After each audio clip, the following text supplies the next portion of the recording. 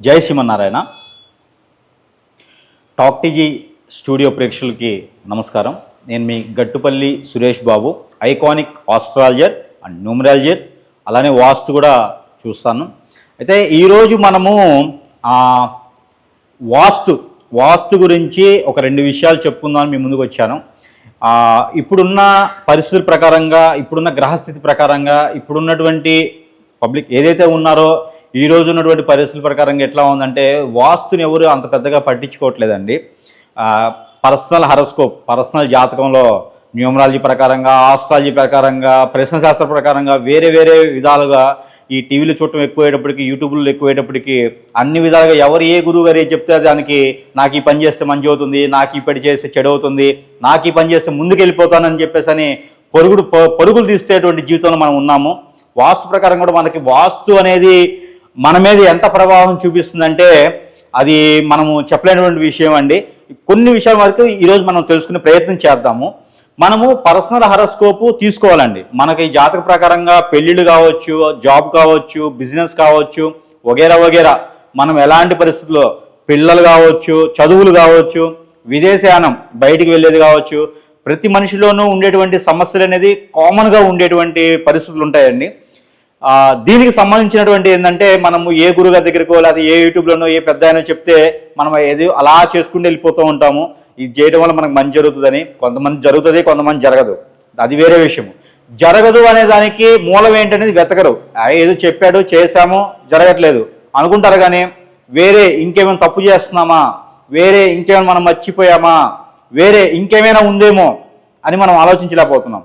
ఇక్కడ దాంట్లో మనం ఆలోచించాల్సిన మెయిన్ విషయం ఏంటంటే, మనం అద్దెకున్నా, మన సొంత ఇల్లైనా, ఎవరైనా ఊరకున్నా, ఎక్కడైనా రోడ్డు మీద గుడిసేసుకున్నా కూడా ఏంటంటే ఆ నేల ప్రవాహం అనేది ఉంటుంది, మనం కట్టించుకునే ఇల్లు ప్రవాహం ఉంటుంది, మనం ఉండే ఫ్లోరు, మనం ఉండేటువంటి వాస్తు ప్రవాహం అనేది చాలా బాగా మనిషి మీద పడుతుందని మీరు గ్రహించాల్సిన విషయము.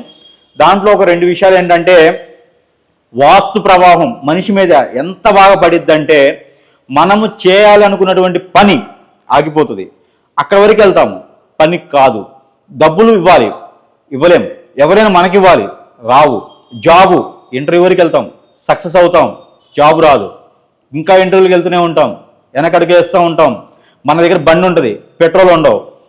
బండి ఉంటుంది, పెట్రోల్ డబ్బులు ఉండవు. మన దగ్గర ఇల్లు ఉంటుంది, సరిగా పడుకోలేం, తిండి ఉంటుంది, సరిగా తెల్లేం. ఇవంటి కూడా వాస్తు ప్రభావితం జరిగినటువంటి దోషాలుగా ఉంటాయండి. ఈ దోషాలు ఎలా వస్తాయంటే, ఎక్కడైనా మూలలు కావచ్చు, ఎక్కడైనా దిక్కులు కావచ్చు, మనం ఉండేటువంటి ఇంట్లో ఉన్న పర్సన్స్ హరోస్కోప్ కూడా ఇంకా తక్కువగా వాస్తు ప్రభావం మన మీద పడదు కొన్నాళ్ళు. అది ఎప్పటివరకు అంటే, మన పర్సనల్ హరోస్కోపు, మన గ్రహరీత్యా జాతకాలు గ్రహాలు కొంతవరకు మనలో హైక్ 160 డిగ్రీస్ నుంచి 180 డిగ్రీస్ లోపు మన గ్రహాలు, మంచి చేసే గ్రహాలు మనకు ఉన్నంత వరకు వాస్తు దోషం మన మీద పడదు. ఆ డిగ్రీస్ ఎప్పుడైతే గ్రహాలు చేంజ్ అయినప్పుడు మన పర్సనల్ హారోస్కోప్ కూడా తగ్గిపోతుంది అన్నప్పుడు ఈ వాస్తు దోషం కూడా మన మీద పడేటువంటి అవకాశం ఎక్కువ కనిపిస్తుంది అనమాట.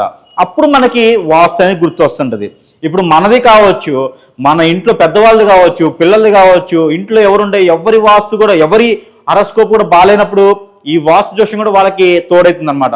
ఒక ఇంట్లో పెద్ద అతను ఉంటారు, ఆయన సంపాదిస్తూ ఉంటాడు, ఆయన హరోస్కోప్ కూడా బాగాలేదు. హరోస్కోప్ బాగాలేనప్పుడు వాళ్ళ మిస్సెస్ గారు హరోస్కోప్ బాగుంది, కొంతవరకు నెట్టుకుపోతారు. వాళ్ళ మిస్సెస్ గారు సంపాదిస్తూ ఉంటారు, ఆవిడ హరోస్కోప్ బాగోదు. వాళ్ళ హస్బెండ్ హరోస్కోప్ బాగుంటుంది, కొంతవరకు నెట్టుకుపోతుంది. కానీ అది తాత్కాలికం మాత్రమే. వీళ్ళ హరోస్కోప్లో నా గ్రహాలు అనేది తక్కువ స్థాయిలో, తక్కువ డిగ్రీస్లో ఉన్నప్పుడు, మంచి చేసే గ్రహాలు తక్కువ స్థితిలో ఉన్నప్పుడు ఆటోమేటిక్ ఈ వాస్తు దోషానికి వాళ్ళకి అటాచ్ అయ్యి ఇంకొంచెం ప్రాబ్లం అయ్యేటువంటి అవకాశాలు ఎక్కువగా ఉన్నాయి. దీంట్లో మేజర్గా మనం చెప్పుకోవాల్సింది ఇంట్లో వాస్తు.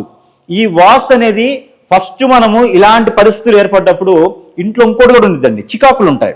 ఇంట్లో భార్యాభర్తలు పడకపోవటము, తండ్రి కొడుకులు పడకపోవటము, ఇలాగా చికాకులు కూడా ఉంటాయి. ఇవి కూడా వాస్తు ప్రభావం ఎక్కువగా చూపిస్తాయండి. అలానే ఈరోజు మనకు వచ్చేటప్పటికి వాస్తు దాంట్లో ఆగ్నేయ మూల ఉంటుందండి. ఈ ఆగ్నేయ మూలలో చిన్న చిన్న లోపాలతోనే మనం ఆర్థికంగా నష్టపోయేటువంటి అవకాశాలు ఎక్కువగా ఉన్నాయి. అలాంటి ఆగ్నేయ మూలన ఇంతేనా? ఆగ్నేయ మూల అంటే ఏముంటుందండి, ఒక సిలిండర్ పెడతారు, బండ ఉంటుంది, స్టవ్ పెట్టుకుంటారు, వంట వండుకుంటారు అనుకుంటారు. కానీ ఆగ్నేయ మూలలో మనం చేయరన్నటువంటి పనులు కానీ, మనము తెలియకుండా చేసేటువంటి చిన్నటువంటి పనులు కానీ, ఇవి వాస్తు మీద చాలా ప్రభావితం పడుతుంది. అది మనిషి మీద కూడా చాలా ప్రభావితం పడుతుందండి. ఆగ్నేయ మూలలో కామన్గా ఏం చేస్తారంటే, బయట పక్కన వాష్రూమ్స్ ఉంటాయి, అవసరమైతే మెట్లు పెట్టేస్తారు, అవసరమైతే ట్యాప్ పెట్టేస్తారు, అక్కడే షింక్ ఉంటుంది, అక్కడే స్టవ్ పెట్టేస్తారు, అక్కడే సిలిండర్ పెట్టేస్తారు, అన్ని పెట్టేస్తారు. ఇదే వాస్తు, ఆగ్నేయలో ఇలా ఉండాలనుకుంటారు.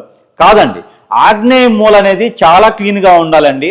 ఏదైతే మనము ఇంట్లో ఉన్నటువంటి ఆగ్నేయం ఉంటుందో, ఆగ్నేయ మూలలో వరండా, ఫస్ట్ మనము బయట రోడ్ నుంచి ఆగ్నేయ మూల తీసుకుంటే వరండా ఉంటుందండి.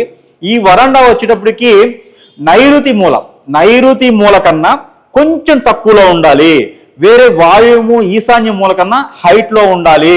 ఈ హైట్లో ఉన్నది ఖాళీ ప్రదేశం ఉండాలి. ఇక్కడ మనము ఎలాంటి సంబంధించినటువంటి వస్తువులు కానీ, ఎలాంటి పాతవి కానీ, ఎలాంటి సంబంధించినటువంటి అక్కడ పడేయటం కానీ, అక్కడ చేయటం కానీ చేయకూడదండి. ప్రతి నిత్యము శుభ్రంగా ఉంచుకోవాలి. అక్కడ ఏదైనా సరే చిన్న చెట్లు వేసుకోవచ్చండి. అవి కూడా చిన్న చెట్లు, పూల చెట్లు కానివ్వండి, ఏదైనా పూల మొక్కలు, తులసి మొక్కలు ఇలాంటివి ఏదైనా పెట్టుకోవచ్చు. కానీ అక్కడ సంబంధించినటువంటి పెద్ద చెట్లు పెంచడానికి లేదండి. మళ్ళీ లోపల పక్కన, బయట పక్క పెద్దది మీకు సంబంధం లేదు. కాంపౌండ్ వాళ్ళు లోపల పక్క మరీ చెప్తున్నాను. ఇప్పుడు బయట పక్కన ఎలాంటి చెట్లు ఉన్నా వాటిని ఏం చేయొద్దండి. మీరు లోపల పక్కన ఆగ్నేయంలో చిన్న ప్రహరీలుగా అవతల లోపల చిన్న మొక్కలు పెంచుకోవచ్చు. చిన్న చెట్లు, టమాటాలు, పచ్చిమిరపకాయలు ఇలాంటి చెట్లు అయితే అక్కడ పెంచుకునే దానికి పెంచుకోవచ్చు. పెరటిలాగా, మన పెరటిలాగా చేసుకోవచ్చు అక్కడ. అలానే ఇంకొంచెం లోపలికి వస్తే ఆగ్నేయంలో వంటగది అంటారండి. వంటగది దగ్గర మనం ఏం చేస్తామంటే, ఎలక్ట్రికల్ పొయ్యిలు, ఇప్పుడు ఇండక్షన్ స్టవ్లు, లేకపోతే గ్యాస్ సిలిండర్స్, గ్యాస్ పొయ్యిలు పెడతా ఉంటారు.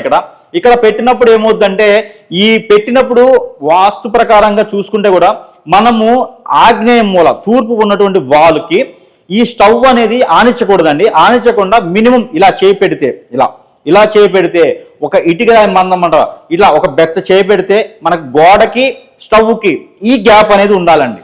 ఎవరికి ఇప్పుడు గ్యాపులు ఇచ్చేటువంటి టైము, గ్యాపులు ఇచ్చేటువంటి ఇల్లు అంత పెద్దగా ఎవరికి రావట్లేదు. కానీ స్టవ్లు పెట్టుకునే ప్లేస్ మాత్రము మీరు ఆ అడుగు మీద స్టవ్ పెట్టినప్పుడు ఈ స్టవ్కి తూర్పు వైపునటువంటి ఆగ్నేయ మూల గోడకి ఈ వైపున ఇలా పెట్టుకుంటే మనకి గ్యాప్ ఉండాలండి. స్టవ్ తీసుకుపోయి గోడకి ఆనిచ్చే ప్రయత్నాలు చేయకూడదు.